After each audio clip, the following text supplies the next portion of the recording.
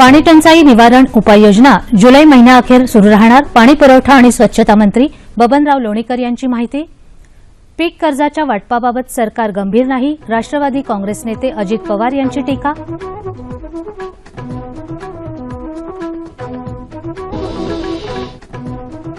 आणि कमी पावसाचा भात लागवड आणि उत्पादनावर परिणाम होणार नाही, केंद्रीय कृषी मंत्रालयाला विश्वास।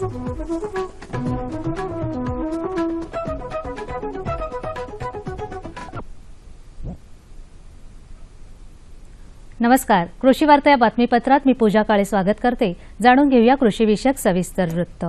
मान्सूनला सुरुवात झाली असली तरी अद्याप समाधानकारक पाऊस न झाल्यामुळे राज्यात पुरेसा पाणीसाठा झालेला नाही। राज्यात ज्या ठिकाणी पाणी टंचाईसाठी उपाययोजना करण्यात आल्या आहेत तिथे या योजना 31 जुलैपर्यंत सुरू राहतील, अशी माहिती पाणी पुरवठा आणि स्वच्छता मंत्री बबनराव लोणीकर यांनी दिली आहे। जून महिना संपल्यानंतरही राज्याच्या अनेक जिल्ह्यांमध्ये सरासरीच्या 100% कमी पावसाची नोंद झाली आहे। तसंच जलाशयांमध्ये फक्त 25% पाणीसाठा शिल्लक आहे। टँकरद्वारे पाणीपुरवठा होणाऱ्या गावांच्या निवाड्यांच्या संख्येत जूनमध्ये झालेल्या पावसामुळे घट झाली असली तरी या योजना 31 जुलैपर्यंत सुरू ठेवण्याचे आदेश संबंधित अधिकाऱ्यांना दिल्याचं लोणीकर यांनी यावेळी सांगितलं। मराठवाड्यातली पावसाची स्थिती गंभीर आहे। शेतकऱ्यावर दुबार पेरणीची वेळ आली आहे, तरीही पीक कर्जाचं वाटप झालेलं नाही। याबद्दल राष्ट्रवादी काँग्रेस आणि काँग्रेस राज्य सरकारला एकत्रितपणे जाब विचारतील, अशी माहिती राष्ट्रवादी काँग्रेसचे ज्येष्ठ नेते अजित पवार यांनी म्हटलं आहे। लातूरमध्ये एका पत्रकार परिषदेत ते बोलत होते। आमच्या सत्ताकाळात हवामानावर आधारित पीक विमा योजना आम्ही 12 जिल्ह्यात राबवली होती। ज्या विमा कंपन्यांनी शेतकऱ्यांची फसवणूक केली त्या कंपन्यांना शेतकऱ्यांना पैसे देणं आम्ही भाग पाडलं। सध्याचं सरकार मात्र पीक कर्जाच्या वाटपाबाबत गंभीर नसल्याचं दिसतं, असं ते म्हणाले। जुलै महिन्यात देशात कमी पावसाचा अंदाज वर्तवण्यात आला असला तरी त्याचा भाताची लागवड आणि उत्पादनावर विशेष परिणाम होणार नाही, असं केंद्रीय कृषी मंत्रालयानं म्हटलं आहे। जुलैमध्ये सरासरीच्या 8% कमी पाऊस होईल असा अंदाज हवामान विभागानं वर्तवला आहे। त्या पार्श्वभूमीवर कृषी मंत्रालयानं ही माहिती दिली। देशातल्या प्रमुख भात उत्पादक राज्यांमध्ये जून महिन्यात चांगला पाऊस झाल्यानं भाताची लागवड सुमारे 23% वाढेल, अशी शक्यता कृषी विभागानं व्यक्त केली आहे। साखरेच्या दरातली घसरण सध्या सुरूच असून साखर कारखान्यांपुढे मोठं संकट उभं राहिलं आहे। शेतकऱ्यांची देणी भागवण्यासाठी साखरेची विक्री करण्याचे निर्देश देऊन सरकारनं साखर जप्तीचा आदेश काढल्यानं कारखानदारांमध्ये चिंतेचं वातावरण आहे। जून अखेरपर्यंत देणी चुकवण्यासाठी कारखान्यांना कर्ज देण्याची घोषणा सरकारनं केली होती। यासाठी सध्या बँकांमार्फत साखर उत्पादन, थकबाकी तसंच कारखान्यांची परिस्थिती याबाबत माहिती घेण्याचं काम सुरू आहे। त्यामुळे अद्याप कर्जाबाबत चित्र स्पष्ट नाही।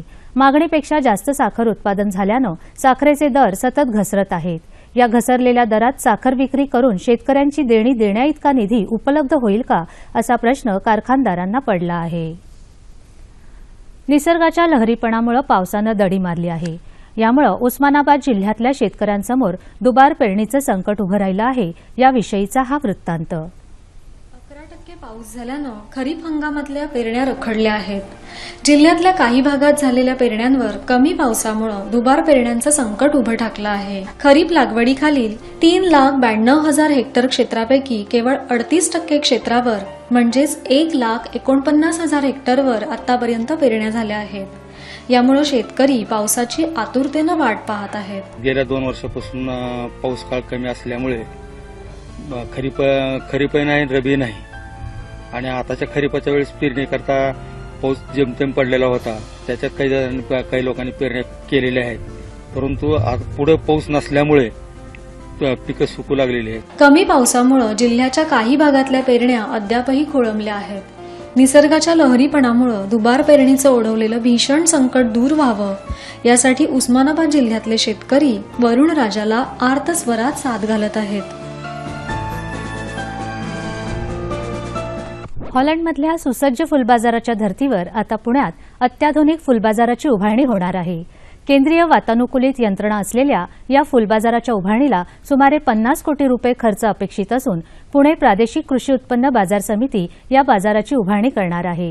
येत्या 3 वर्षात हा बाजार उभा राहील। या बाजारामुळे देशांतर्गत पुरवठ्याबरोबर फुलांच्या निर्यातीला प्रोत्साहन मिळणार असून फूल उत्पादक शेतकऱ्यांना या बाजाराचा खूप लाभ होणार आहे। राज्यातल्या शेतकऱ्यांना 5 लाख सौर ऊर्जा कृषीपंप पुरवण्याची सरकारची योजना आता वेग घेणार आहे. 13व्या वित्त आयोगाच्या शिफारशीनुसार अपारंपरिक ऊर्जा निर्मिती योजनांना केंद्र सरकारनं मान्यता दिली आहे. त्याचाच भाग म्हणून सौर ऊर्जा कृषीपंपासाठी राज्याला 250 कोटी रुपयांची मदत मिळणार आहे. राज्यात अनेक ठिकाणी सिंचन सुविधा उपलब्ध असूनही भारनियमनामुळे तसंच कृषीपंपाच्या वीज जोडणीतल्या अनुशेषामुळे साधे कृषीपंप चालवण्यात शेतकऱ्यांना अडचणी येतात. या पार्श्वभूमीवर सौर ऊर्जा कृषीपंपाचा पर्याय त्यांना किफायतशीर तसंच जास्त उपयोगी ठरणार आहे. पाहुयात बाजारभाव.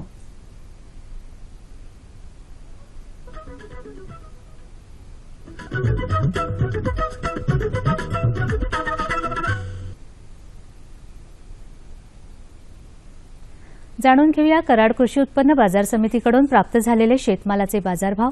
हे भाव शेतीमालाच्या उत्पादकांसाठी आहेत. निराळा उल्लेख नसल्यास हे भाव प्रति क्विंटल आहेत.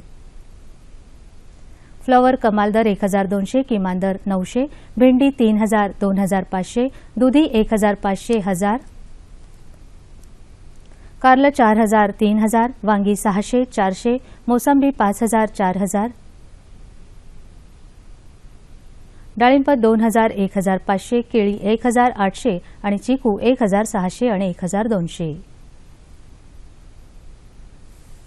बाजारभाव विषयक अधिक माहितीसाठी www.msamb.com या संकेतस्थळाला भेट द्या. पाहूया हवामानाचा अंदाज.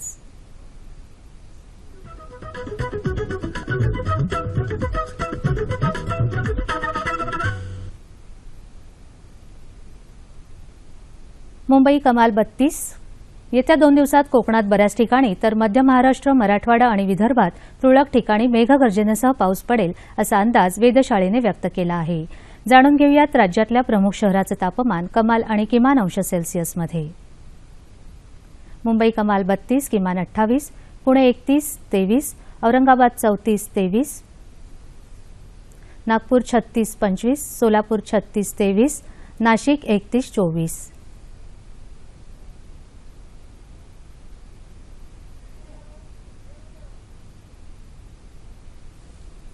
कृषी वार्ता आणि बाजारभाव या कार्यक्रमांसाठी वृत्तनिवेदक आणि वृत्तलेखक या पदांसाठी अर्ज मागवण्यात येत आहेत. उमेदवार कोणत्याही शाखेचा पदवीधर असावा. पत्रकारितेतील पदवी अथवा पदविका प्रमाणपत्र धारकास प्राधान्य दिले जाईल. उमेदवाराला संगणकाचं ज्ञान तसंच कृषी क्षेत्राविषयी माहिती असणं गरजेचं आहे. वृत्तनिवेदक पदासाठी इच्छुक उमेदवारांपाशी आकर्षक व्यक्तिमत्व, आत्मविश्वास तसंच स्पष्ट आणि शुद्ध शब्दोच्चार असणं आवश्यक आहे. या पदासाठी कमाल वयोमर्यादा दिनांक 1 जुलै 2015 रोजी 22 ते 35 वर्ष असून त्यापेक्षा अधिक वय असलेल्यांनी अर्ज करू नयेत. वृत्तलेखक पदासाठी 1 जुलै 2015 रोजी 25 ते 50 वर्ष वयोगटातील उमेदवारांनीच अर्ज करावेत. वृत्तलेखक पदासाठी अर्ज करणाऱ्या उमेदवाराचं मराठी, हिंदी आणि इंग्रजी या भाषांवर प्रभुत्व असावं. तसंच भाषांतर, वृत्तसंकलन आणि वृत्तसंपादनाचं उत्तम ज्ञान असावं. ही दोन्ही पदं पूर्णतः अस्थायी स्वरूपाची आहेत.